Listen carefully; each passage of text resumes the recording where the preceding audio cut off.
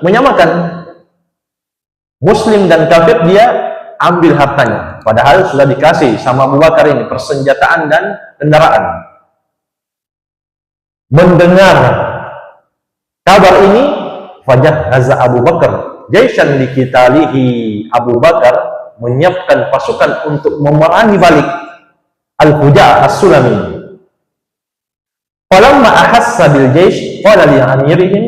Nah, dia tahu bahwa Abu Bakar As-Siddiq mengirim pasukan, maka dia pun berkata kepada pemimpin pasukan yang dikirim Abu Bakar ini, anta amir Abu Bakar wa ana amiruhu.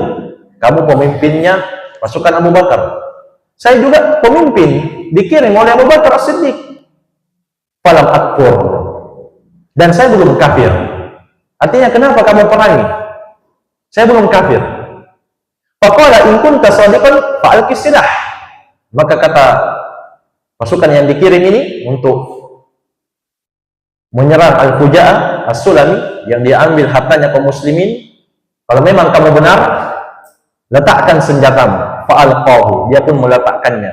Fabu'itha bihi ila Abi Bakar. Kemudian Al-Fuja'ah As-Sulami dibawa di hadapan Abu Bakar. Fa'amara bitahriqihi bin nar wa huwa hayyun. Abu Bakar As-Siddiq radhiyallahu anhu memerintah untuk membakar dia dengan api dalam kondisi hidup-hidup. Jamaah sekalian, tapi Al-Allamah Syekh Ubaid Al-Jabiri rahimahullah mengatakan ini sanadnya tahtaju ila nadhar, perlu diperiksa lagi. Ini sanadnya perlu diperiksa sahih atau tidak, karena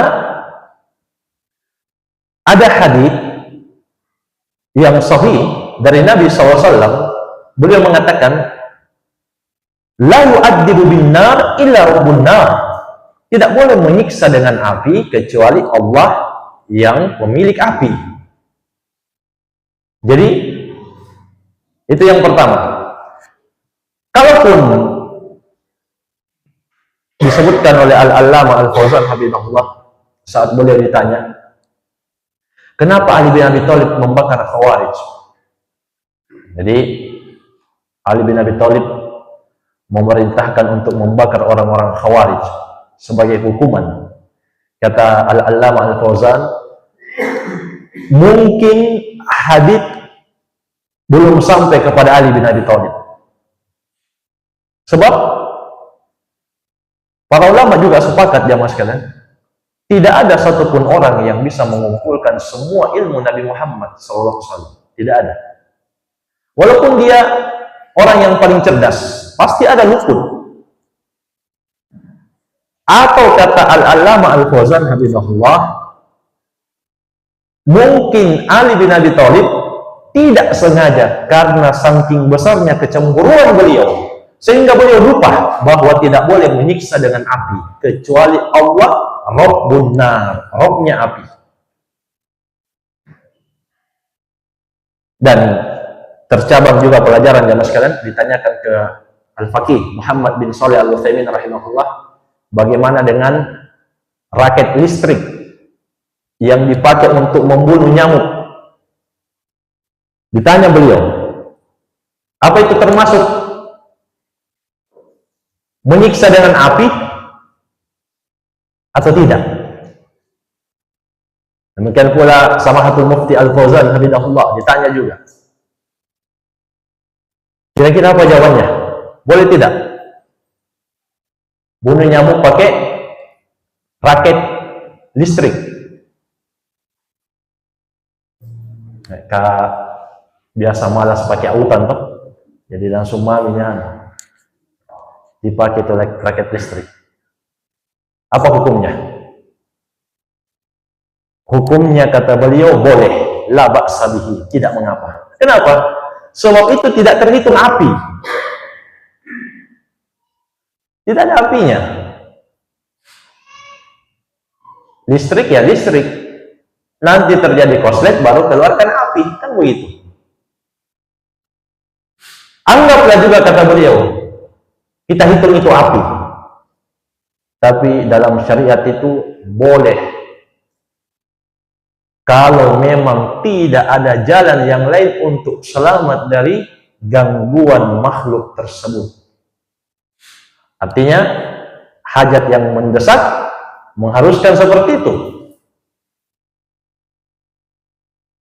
Maka boleh. Jadi, ini tahtaju ila nazar, perlu diperiksa sanadnya. Wallahu a'lam, mungkin penulis menganggap ini sahih, tapi maknanya benar. Bahwa orang-orang yang memerangi kaum muslimin itu harus dihentikan, atau orang-orang yang menyakiti kaum muslimin harus diberikan hukuman, apalagi mengambil hartanya. Orang-orang kafir saja jamaah sekalian yang terikat perjanjian dengan kaum muslimin tidak boleh dizalimi, apalagi kaum muslimin. Kemudian kata Syekhul Islam, fa idza kana hadha hukm as-sahabah bi hadha ar-rajul ma'a iqrarihi bi arkanil Islam al-khamsah, fama dhannuka biman lam yuqirra min al-Islam bi kalimatin wahidatin illa ay yaqula la ilaha illallah bi lisanihi ma'a tasrihihi bi takdiri maknaha. Jika ini hukuman sahabat kepada Al-Fuja'a As-Sulami bersamaan dengan dia mengakui rukun Islam yang 5, maka bagaimana pendapatmu, kata Syekh, dengan orang yang sama sekali tidak menetapkan Islam kecuali satu kata, yaitu kalimat la ilaha illallah, bersamaan dengan itu dia tegas mendustakan maknanya. Jadi begini jamaah sekalian, ada orang mengucapkan syahadat la ilaha illallah, tapi kalau pulang kampung sesekali dia ikut sedekah laut, sedekah bumi. Ini termasuk perbuatan mungkar yang dibungkus dengan kata-kata yang indah. Demikian pula riba, disebut bunga. Bunga itu harum. Tidak ada yang tidak suka bunga. Indah, harum. Coba kalau dibilang riba, tidak ada yang mau. Maka bahasa-bahasa indah tapi sesat itu perbuatan setan. Sebagaimana Allah Subhanahu wa taala tegaskan, wa kadzalika ja'alna likulli nabiyyin aduwan syayatinal insi wal jin. Demikianlah kata Allah, kami jadikan untuk setiap nabi, demikian pula pengikutnya, musuh, yaitu setan-setan dari kalangan jin dan manusia. Apa kerjanya? Yuhi ba'duhum ila ba'din zukhrufal qawli gurura. Sebagian mereka membisikkan sebagian yang lain ucapan kata-kata indah tapi hakikatnya tipuan. Sebenarnya sesajen, tapi dia bilang sedekah laut, sedekah bumi, untuk bersedekah kepada ikan-ikan. Ini tidak ada kerjaan, kurang kerjaan dia. Kenapa ikan mau dikasihkan sedekah? Masih banyak orang yang berhak menerima sedekah. Dan mereka larung kepala sapi. Sembelihan itu ibadah, bahkan digandengkan dengan sholat. Allah Subhanahu wa taala mengatakan, "Qul inna sholati wa nusuki wa mahyaya wa mamati lillahi rabbil alamin." Katakanlah wahai Nabi Muhammad, sesungguhnya sholatku, nusukku di situ kata para ulama di tafsir, sembelihanku, kurbanku, hidupku dan matiku lillah, hanya untuk Allah, Rabb seluruh makhluk. La syarikalah, tidak ada sekutu sama sekali bersama Allah. Tidak boleh berkurban untuk selain Allah dengan alasan apapun. Wa bidzalika umirtu wa ana awwalul muslimin. Dengan itulah saya diperintah dan saya adalah muslim yang pertama atau muslim yang terbaik. Yang mas kalian perhatikan. Katakanlah sesungguhnya salatku. Salat ini termasuk di dalamnya ruku dan sujud. Makanya orang tidak boleh ruku kepada manusia. Tidak boleh sujud kepada manusia, sebab rukuk dan sujud lillah, hanya untuk Allah. Kalau mau tabik-tabik, sekedar dimajukan tangan saja, tidak usah menunduk. Rukuk apalagi sujud. Tapi apa hukumnya cium tangan Pak Kiai? Jamaah sekalian, Al-Allamah Ibnu Baz, Ibnu Utsaimin, demikian pula Al-Fauzan rahimahullahu taala ditanya tentang hukum cium tangan, kata beliau, boleh asalkan yang dicium tangannya itu tidak menjadi sombong, tidak menganggap dirinya tinggi. Ini kisi nampil, pasti dia cium tangan, bukan satu kali, dibolak-balik. Dicium dibolak-balik. Jadi kalau satu orang 2 kali dibalik, kali 10, 20. Bisa basah tangannya Pak Kiai. Jadi kecuali itu bisa menimbulkan rasa sombong, maka jangan, kata para ulama. Karena jamaah sekalian, Nabi kita yang mulia Muhammad SAW mengatakan, laisa minna man lam yujilla kabirana, bukan dari golongan kami orang yang tidak menghormati orang-orang tuanya. Dan cium tangan termasuk penghormatan kepada orang tua. Ini boleh, asalkan tidak rukuk, tidak sujud. Kenapa? Sebab salat yang terkandung di dalamnya rukuk dan sujud lillahi rabbil alamin, hanya untuk Allah, Rabb seluruh makhluk. Tidak boleh rukuk-rukuk, sujud-sujud sama manusia. Jadi boleh dicium, kecuali, kata Syekh Shalih Al-Fauzan, kalau kita tunduk sedikit untuk cium tangannya orang tua, tidak mengapa. Karena ya biasanya anaknya lebih tinggi daripada ibunya, daripada bapaknya, maka dia merunduk sedikit untuk cium tangannya, itu tidak termasuk rukuk, dibolehkan. Iya, jadi boleh, tapi tidak boleh rukuk dan sujud. Jadi jemaah sekalian, ini tidak bermanfaat la ilaha illallah. Kenapa? Sebab dia telah menyerahkan ibadah besar, ibadah kurban kepada selain Allah Subhanahu wa taala, walaupun dia membacanya 1000 kali, ratusan kali, tidak bermanfaat, sebab dia mendustakan maknanya. La ma'budu bihaqqin illallah, tidak ada yang berhak diibadahi, diserahkan padanya kurban, sembelihan, kecuali Allah Subhanahu wa taala. Itu makna la ilaha illallah. Kemudian juga kata beliau, wa tasrihihi bil bara'ah min dini Muhammadin SAW wa min kitabillahi ta'ala. Juga bagaimana pendapatmu orang yang sekedar mengucapkan la ilaha illallah tapi dia berlepas secara total dari agama Nabi Muhammad, dari kitab Allah Al-Quran. Wa yaqulun, mereka mengatakan, hada dinul hadar wa dinuna dinu abaina, itu ajaran baru, kita punya ajaran nenek moyang. Nah, ini dari dulu sampai di masa Syekh, sampai hari ini, kalau kita jelaskan Islam yang murni, selalu mereka mengatakan hada dinul hadar, itu ajaran baru kita dengar. Semua serba tidak bisa. Kita sudah dari dulu ini lakukan, dari nenek moyang.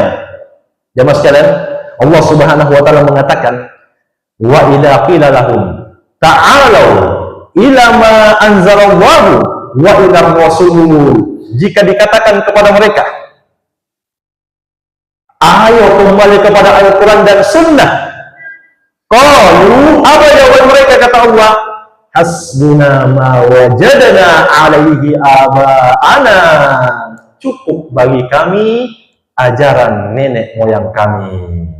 Kemudian Allah Subhanahu wa taala membantah di akhir ayat, awalau kana aba'uhum la ya'lamuna syai'an wa la yahtadun, masihkah mereka akan mengikuti nenek moyang mereka walaupun sebenarnya mereka tidak tahu apa-apa dan tidak di atas petunjuk.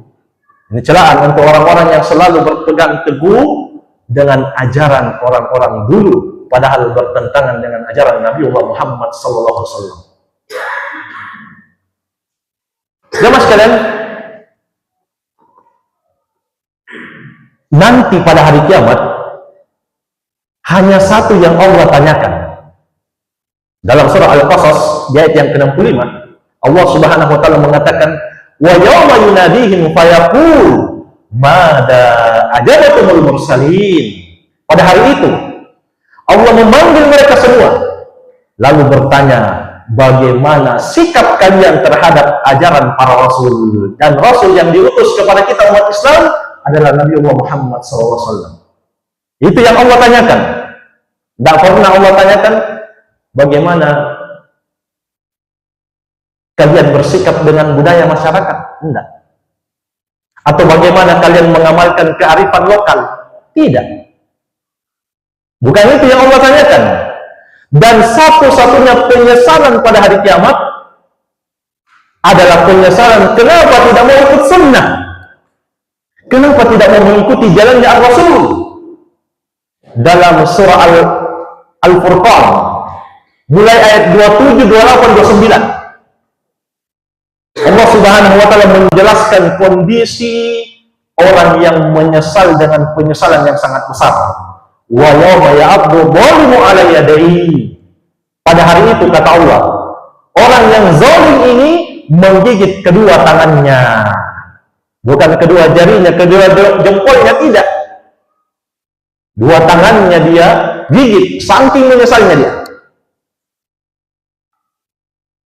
Yaqulu ya laitani ittakhadtu ma'a rasuli sabila. Dia katakan, duhai seandainya dulu saya mengambil jalan bersama Ar-Rasul. Ya wailata laitani lam attakhid fulanan khalila. Celaka saya, duhai seandainya dulu saya tidak jadikan si fulan sebagai teman dekatku. Jadi penyesalannya pertama, tidak mengikuti sunnah. Yang kedua, salah memilih teman dekat, salah memilih guru, salah memilih ustaz, salah memilih gus, salah bertanya, salah tempat curhat. Dia gigit kedua tangannya. Jadi, jamaah sekalian, dia menyesal karena tidak mengikuti jalannya Rasulullah, dan dia menyesal salah pilih teman. Asalnya boleh kita temani semua, muslim dan non-muslim. Cuma yang dijadikan khalil, teman dekat, itu tidak semua. Apa sebabnya jemaah sekalian? Allah sebutkan kenapa dia menyesal di ayat yang ke-29 surat Al-Furqan. Laqad adallani 'anid dzikri ba'da idja'ani wa kana syaitanu lil insani khadula. Sungguh dia, ustadz ini, kiai ini, gus ini sudah menyesatkan aku dari jalan yang lurus, dari kebenaran, dari Al-Quran, dari sunnah. Sedikit-sedikit dalil, sedikit-sedikit dalil, ikut saja Pak Kiai. Tidak mungkin Kiai salah, tidak mungkin Kiai tidak ada dalilnya. Kata orang ini, sungguh dia telah sesatkan saya dari Al-Quran dan sunnah setelah datang dulu kepada saya. Kemudian kata Allah, wa kana syaitanu lil insani khadula. Memang setan itu selalu meninggalkan manusia. Sebagian ulama ahli tafsir mengatakan setan yang dimaksud di sini adalah teman dekatnya yang dulu dia jadikan guru. Jadi jamaah sekalian, hati-hati. Tidak semua bisa dijadikan khalil, teman dekat. Jadi itu saja yang Allah tanyakan, dan itu saja yang akan disesali manusia. Kenapa tidak mengikuti ajarannya Nabi Muhammad? Yang lain mereka tidak sesali. Kemudian kata penulis, "Tsumma yuftuna haula'i maradatul juhal anna haula'i muslimun wa la sarrafu bidzalika kullih." Yang dianggap ulama padahal orang bodoh mengatakan mereka yang cukup mengucapkan la ilaha illallah walaupun melakukan sedekah bumi, sedekah laut, membenci ajaran Nabi Muhammad, berlepas dari ajaran sunnah, mereka tetap muslim.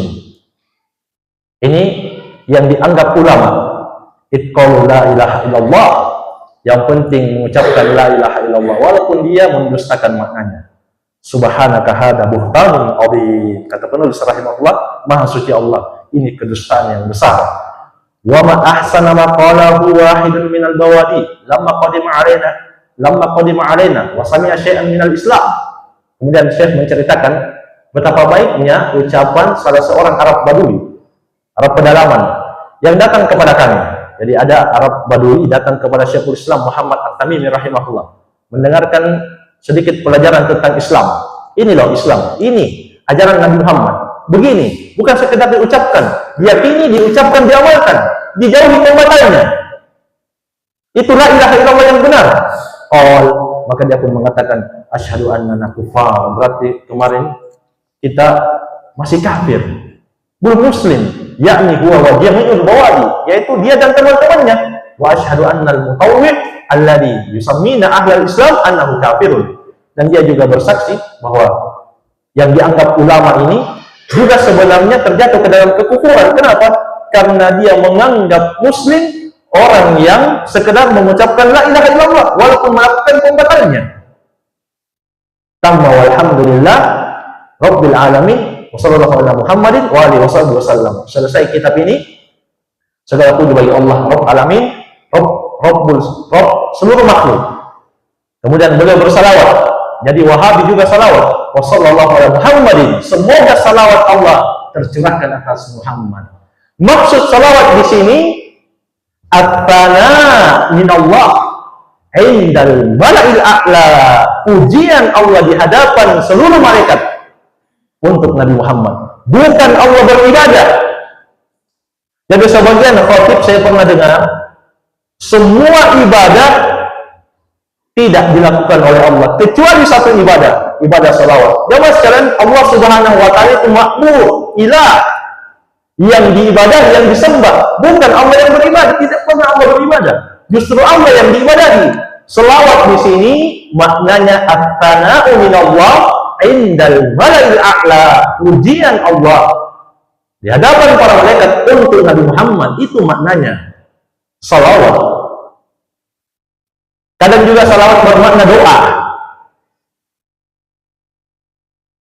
Ketika Allah memerintahkan untuk mengambil zakat, maka Allah katakan, doakan dia, fa inna salataka sakanul lahum, sesungguhnya salawatmu kepada dia, kepada yang kamu ambil zakatnya ini, ketenangan untuk mereka. Bukan maksudnya Nabi Muhammad bersalawat kepada yang diambil zakatnya, tidak, didoakan. Jadi tergantung konteksnya, beda. Wa alihi, dan pengikutnya, termasuk insyaallah ta'ala kita yang bersalawat kepada beliau, wa sahbihi wa sallam, demikian pula sahabatnya, dan semoga salam Allah tercurahkan kepada beliau Muhammad sallallahu alaihi wasallam. Selesai kitab Sittatul Mawadi' minas Sirah. Tinggal terima lapor atau tinggal ujian, baru makan-makan. Wallahu a'lam. Ada yang perlu dipertanyakan, saya persilakan. Apa hukum memberi hadiah kepada guru? Apakah boleh memberi hadiah kepada guru karena sayang kepadanya?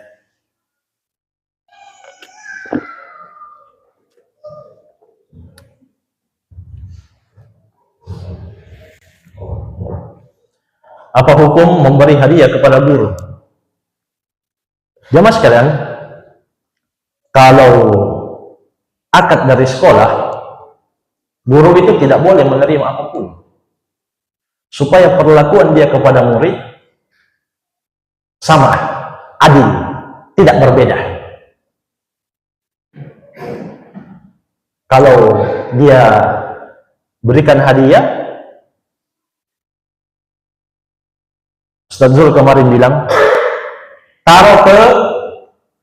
bawa ke ketua yayasan, ini hadiah mau saya kasih, nanti kita yang atur. Kalau dia bolehkan, tidak masalah. Kalau dia larang, itu haknya dia. Jadi begitu. Mirip juga dengan orang yang selalu kasih tip. Iya. Tip itu kalau di bengkel-bengkel sudah ditulis, tidak boleh memberi tip kepada karyawan. Nah, saya biasa. Iya. Kita duluan datang di belakang dikerja motor. Padahal sebenarnya kuliah itu menjadi kan 10.000, 15.000, 20.000 bisa. Tapi kan orang yang sudah duluan datang, kemudian kita baru datang langsung dikerja, langsung pulang ya. Kalau dia berdoa, ya Allah, silakan ya. Nah, bagaimana? Tidak boleh jamaah sekalian. Semua yang mengandung kezaliman ditinggalkan. Semua yang mengandung kezaliman ditinggalkan.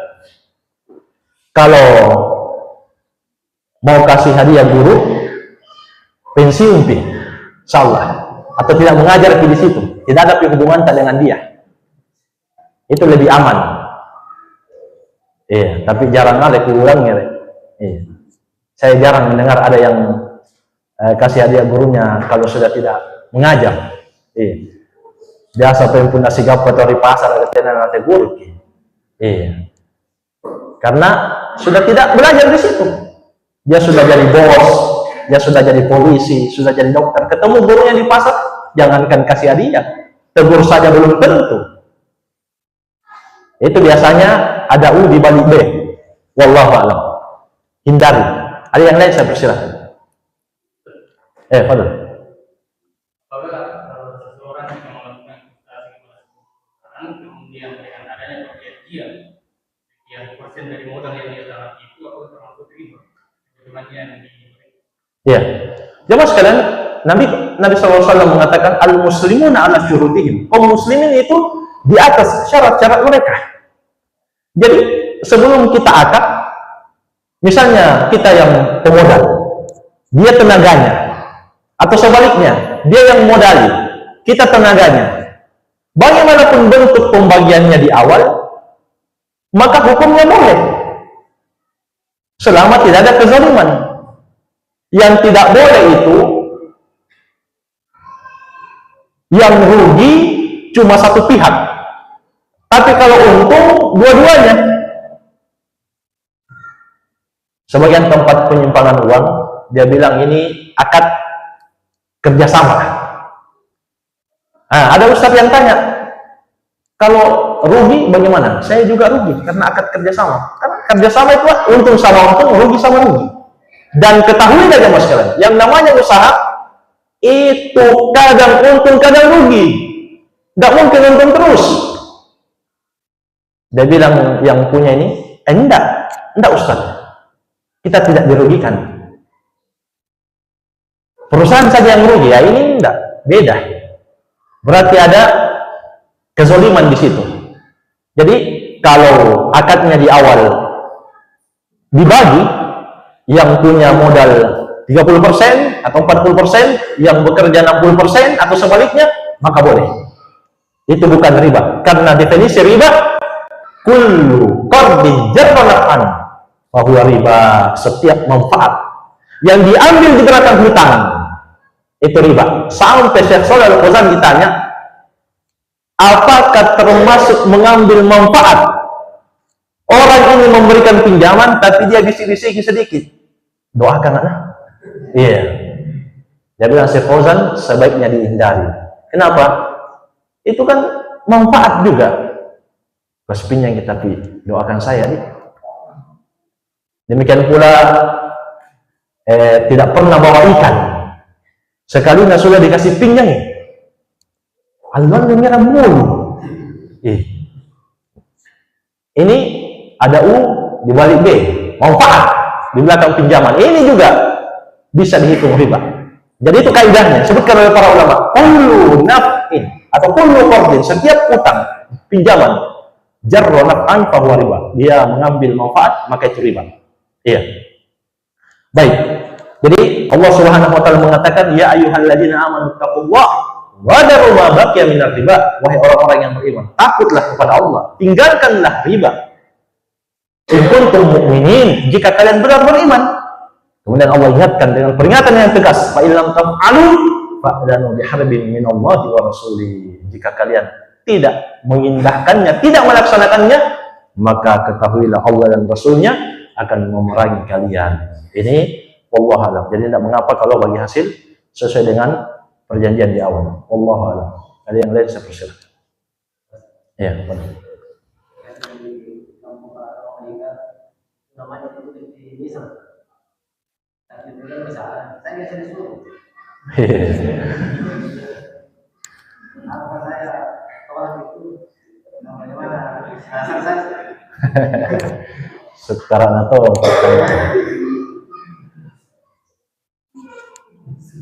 sama pertanyaan santri. Apa hukumnya Ustaz? Disuruh orang tua, wajib, tapi beli balok. Susah na to. Jadi jamaah sekalian, ada haditsnya. Apa namanya? Dilarang mengapuri kuburan, menyemen, dan menulis di atasnya. Itu ada larangan. Artinya, sebisa mungkin kita tolak dengan halus. Kalau kita pergi di pemakaman sunnah, seperti Tamyirus Sunnah itu, kita tidak dapat yang seperti itu. Kecuali mungkin yang terpaksa, yang tidak bisa dihindari, yang bisa terjadi bentrok antara keluarga kalau tidak dilakukan itu, maka kita menghindari mudarat yang lebih besar dan menempuh mudarat yang lebih kecil. Karena hidup ini jamaah sekalian, tidak selamanya kita berhadapan dengan yang baik-baik saja, tidak selamanya. Kadang kita menghadapi dua mudarat dan kita harus memilih salah satunya. Harus pilih salah satunya. Kalau tidak, mudarat lebih besar. Kalau kita pilih mudarat kecil, ada mudarat juga, tapi terhindar dari mudarat yang besar. Jadi tetap kita ingatkan, tetap kita kasih tahu bahwa yang sunnah seperti ini. Iya, cukup ditaruh di atasnya batu atau penanda, itu makam seperti itu. Kalau dia tetap memaksa, maka kita juga kadang harus terus terang bahwa ada larangan dari Nabi SAW. Ada larangan dari Nabi. Intinya kita cari alasan dan menghindari mudarat yang lebih besar. Wallahu a'lam. Ada yang lain saya persilakan. Waduh.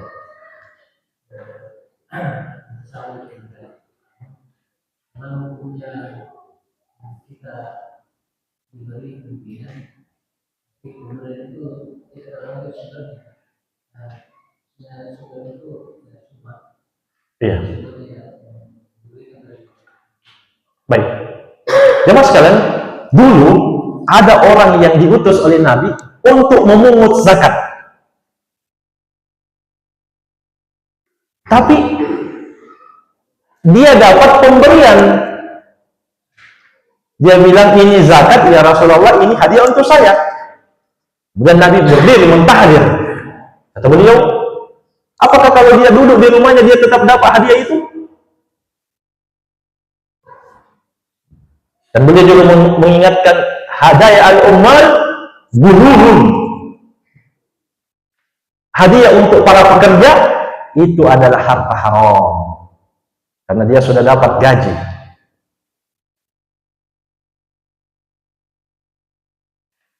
Dan kalau syubhat, kata Nabi SAW, faman ittaqa syubhat faqad istabra'a li dinihi wa irdihi. Siapa yang menjauhi syubhat, dia tidak tahu itu halal atau haram, ragu-ragu, maka kata Nabi, sungguh yang menjauhinya telah menyelamatkan kehormatan dan agamanya. Agamanya bersih, kehormatannya tidak dicerita orang lain. Ini yang kita lakukan. Sebaiknya kita tolak, kita hindari. Kecuali kalau kita tolak, terjadi mudarat yang lebih besar. Seperti apa misalnya? Kalau kita tolak, kita dimutasi. Di mana? Di Manokwari. Tidak ada taklim di sana ya. Yang ada cuma KKB. Ini mudarat lebih besar. Jauh dari taklim, masjid jarang, kurang, yang ada pemberontak. Terpaksa kita terima. Kata para ulama, ad-darurat tubihul mahdurat. Yang namanya darurat boleh, yang namanya yang dilarang boleh kalau darurat. Tapi kata para ulama juga ad-darurat tuqaddaru biqadariha. Darurat itu seukuran keperluannya. Setelah itu kalau dikasih lagi tapi boleh ditolak, tidak apa-apa. Jangan lagi ambil, bilang ini darurat lagi ini. Nah. Kalau dia bilang ini, tapi kalau ditolak, tidak apa-apa ya kalau ditolak. Saya ambil kembali. Jangan bilang darurat lagi ini, siapa tahu yang pertama darurat, yang kedua tidak, sudah tidak. Wallahu a'lam. Terakhir. Jadi kalau definisi Islam atau makna Islam, akhirnya disebutkan berlepas diri dari kesyirikan dan berlakunya. Iya. Bagaimana menggabungkan ini? Berlepas diri dari kesyirikan dan berlakunya, artinya berlakunya di boy atau ini kemarin. Baik, jamaah sekalian, maksudnya berlepas di situ tidak membantu ritual mereka. Karena sebagian juga jamaah sekalian, kalau masjid dia bubarkan, tapi kalau rumah ibadah non muslim dia jaga. Hanya karena beda nasi kotak. Iya, kalau di masjid kan jarang nasi kotak. Tapi kalau rumah ibadah non muslim biasanya ada. Nah, itu membantu ritualnya. Bagaimana dengan aparat? Jamaah sekalian, aparat itu bertanggung jawab untuk menjaga keamanan, stabilitas kota dan negara, dan menjamin keamanan kafir mu'ahad. Bukan karena mereka berharga, tidak. Non muslim itu syarrul bariyah, seburuk-buruk makhluk, bukan karena berharga, tapi karena pemerintah, aparat termasuk di dalamnya memiliki kewajiban untuk melindungi kafir mu'ahad, menjaga perjanjian, tidak boleh mengkhianati.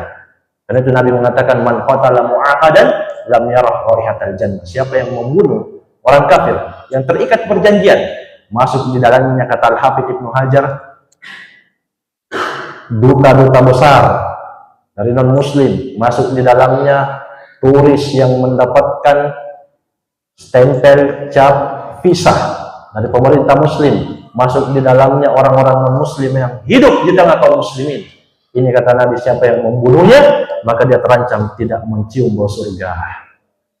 Wa inna rihaha la tujadu min masirati arba'in. Padahal bau surga, kata Nabi, sudah tercium sejauh 40 tahun perjalanan. Artinya berlepas itu tidak menolong ritual mereka, tidak tolong-menolong, tidak membantu. Membenci itu dengan hati. Kadang ditampakkan kalau dibutuhkan. Dan zalim itu berbeda dengan membenci. Kalau membenci wajib, tapi zalim, memukul, menganiaya, merampas hartanya, itu beda dengan membenci. Membenci belum tentu zalim. Dan Allah Subhanahu wa taala mengatakan, la yanhaakumullahu 'anil ladzina lam yuqatilukum fid din wa lam yukhrijukum min diyarikum an tabarruhum wa tuqsitu ilaihim innallaha yuhibbul muqsitin. Allah tidak melarang kalian untuk berbuat baik dan berlaku adil kepada siapa saja yang tidak memerangi kalian dan tidak mengusir kalian dari negara-negara kalian. Sesungguhnya Allah mencintai orang-orang yang berlaku adil. Jadi boleh jamaah sekalian. Bahkan kata Lajnah Daimah, kalau kita diajak ngopi sama non muslim, apalagi dia sudah tanya-tanya Islam, maka kadang hukumnya dianjurkan. Kita datang, kalau kita diajak ngopi, yang penting kita yakin itu bersih, sudah dicuci dari lemari, tidak ada bekas-bekas makanan-makanan yang haram atau halal, maka boleh, kata Lajnah Daimah. Demikian pula menerima pemberian mereka. Nabi pernah diberikan oleh wanita Yahudi paha kambing, tapi qadarullah ada racunnya. Sahabat yang makan bersama Nabi langsung mati. Adapun Nabi SAW, beliau masih dilindungi oleh Allah Subhanahu wa Ta'ala. Tapi dalilnya ini boleh menerima pemberian dari orang kafir.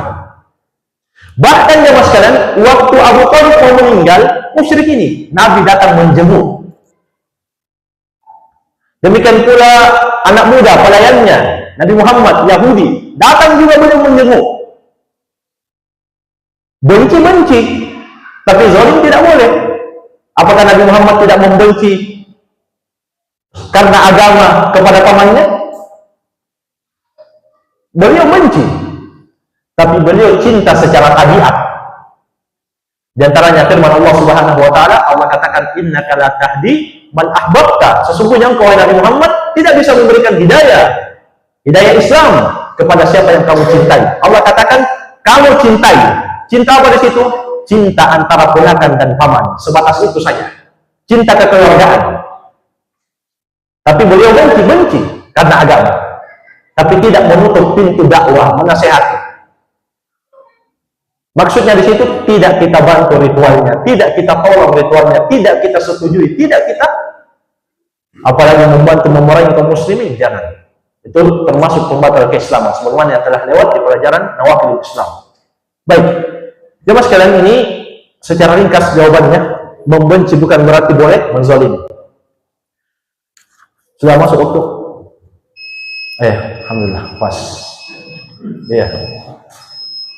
Semoga bermanfaat. Lebih dan kurangnya saya mohon maaf. Wabillahi taufik. Subhanakallahumma bihamdik, asyhadu an la ilaha illa anta, astaghfiruka wa atubu ilaik. Walhamdulillahirabbil alamin. Wassalamualaikum warahmatullahi wabarakatuh.